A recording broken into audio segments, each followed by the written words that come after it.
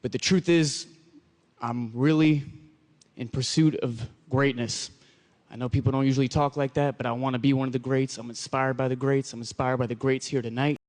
If there's something that's been on your mind and you've been struggling to get to it because of procrastination, then you're in the right place. In this video, I'm going to talk about why you've been procrastinating and exactly how to end this procrastination and eliminate self-doubt completely. So stick till the end to find out how you can develop some delusional self-belief and achieve all of your goals. I want to be one of the greats. Hey guys, welcome back to my channel. If you're new here, I'm Navya. I'm currently a psychology student at university, and in this video I'm going to be talking about how to stop procrastinating and end self-doubt. Something a lot of people don't realize is that if you're struggling with procrastination, you're probably an overachiever. Think of it as this graph. A lot of people don't realize that there are actually two graphs. You can be not that ambitious and have a low fear of failure. You can also be not that ambitious and have a high fear of failure. You can be really ambitious and have a low fear of failure, which is probably the ideal, but you can also be ambitious and also be really scared of failing. And this area of the graph, that's when you're most likely to procrastinate. It's a form of self-defense. There's a deeper meaning to why you're procrastinating. It might be because you know there's a limited amount of people who can get an A star and you're scared of failure. So instead of working towards getting that A star, you'll avoid it and then excuse the poor grade by saying that you didn't study at all or you studied the night before. This sentence is something a lot of us have used in our lives, and a lot of us think it's actually cool. Because in case you do end up doing well despite not having studied much, it makes you feel smarter. In reality, it's just a defense mechanism to hide your fear of failure, self-doubt, and external judgment. The problem with this is that since you start to procrastinate and push this task till the very last minute, the stress starts to build up and then you end up settling for way less than your potential. Instead of thinking, I'm going to get an A star, you'll start thinking, I just need to pass considering I'd studied the night before. So why do we procrastinate?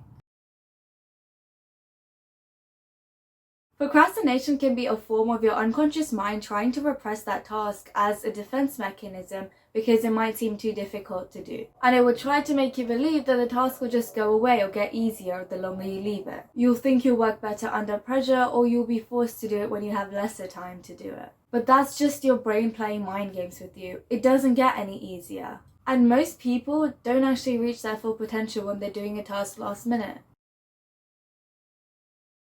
Another reason you might procrastinate is if you're a perfectionist. This is the over-striving section of the graph that I showed you before. A task that seems too difficult might throw you off because deep down you're scared that you're not going to be able to do it well. So instead, you just delay the task because you're doubting your abilities. To put it even more simply, the self-worth theory is that we develop our sense of self-worth based on our performance. And we feel that our performance is determined by our abilities. However, a big player in this dynamic is the effort that you're putting before or while performing. And procrastination is a big factor in how you end up performing, and this can hinder your sense of ability and self-worth.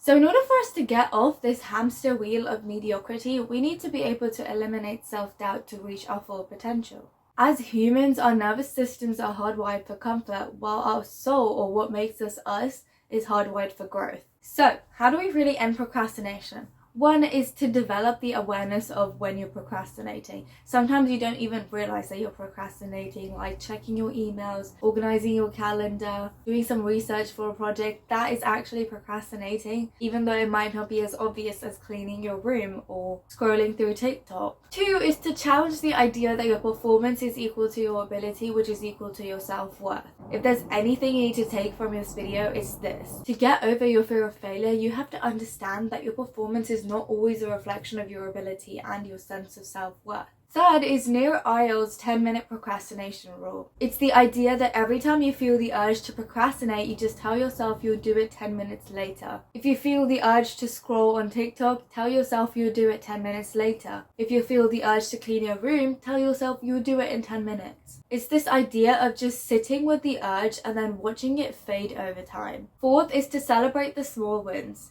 This targets your perfectionism tendencies. You might be someone who always looks at the big picture and the big goals, but once you start being proud of yourself for doing the small things, you're more likely to push through to the next smaller thing, eventually achieving the big picture. The truth is that you're probably just procrastinating the smaller things, like you might be delaying submitting your final essay, or delaying sending that final email, or in passion projects like YouTube, it might be just starting your first video. Fifth is that you need to help set the balance between what is motivating you to do the task versus what is helping you avoid doing the task.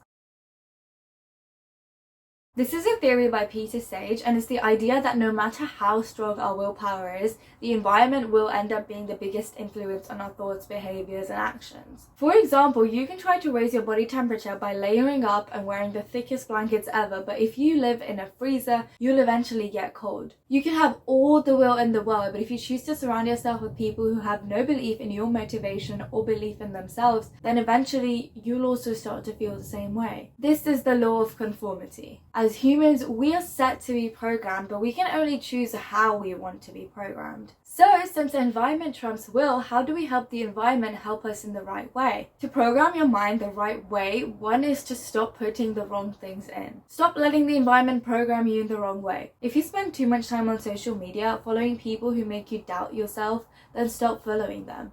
If you surround yourself with people who make you doubt yourself, stop surrounding yourself with them. It is better to be alone than in the company of people who make you doubt yourself and your abilities. Now, of course, this is something you might not be able to apply to family, so we'll just take that as an exception. But you can choose your friends. You can choose the environment that you're surrounded with. So 2 is to start putting the right things in. If you are consuming information from social media, make sure you're consuming the right information. Listen to motivational podcasts, read books that motivate you, or watch shows and videos that motivate you. Surround yourself with people who lift you up. For example, join a club with like-minded people, or join a club that makes you feel good about yourself. Talk to people you're inspired by, learn from people that you're inspired by. When we were kids in the backyard, playing astronauts and rock stars, no one told us to stop it. Called us unrealistic. And suddenly you're 18, go to college for your plan B. What you want is too risky. Live for weekends and whiskey. We all got these big ideas. One day they'll replace with things. A lot of people do dream bigger when they're younger, but at a certain age, you start to think it was delusional. People will think that you're crazy for believing something like that. And every time someone lets external or self-doubt get to them, another dream is just lost into the sea. Delusional self-belief can act as a defense mechanism protecting us from trauma, negative thoughts, and negative feelings. But they also help us retain a positive outlook after a setback. This self-belief is just a form of optimism that helps us be more confident in ourselves. And that can be so socially advantageous, leading us to attracting opportunities. If the Wright brothers didn't have some delusional self-belief, we wouldn't be able to fly today. If Alexander Graham Bell didn't have some delusional self-belief, we wouldn't have telephones today. If J.K. Rowling didn't have some delusional self-belief, Harry Potter wouldn't exist right now. Believe you can, and you're already halfway there. So, if there's anything you need to take away from this video, it's that you need to surround yourself in an environment that motivates you. But internally, you need to work on your fear of failure to eliminate self-doubt. Thank you so much for watching this video. If you stuck till the end, I hope this was helpful, and I will be posting more videos like this in the future. Subscribe to help me reach 1K by the end of this year, and I will see you next week. Bye!